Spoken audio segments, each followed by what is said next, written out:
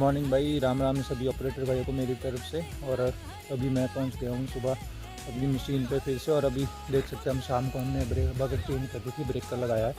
अभी ब्रेकिंग करूंगा और फिर उसके बाद मतलब 2-3 घंटे तो ब्रेकिंग करनी पड़ेगी, माल निकालना ही पड़ना।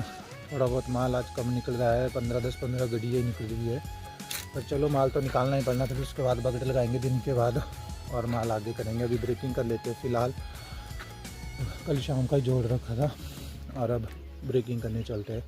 जय श्री राम सभी दोस्तों को।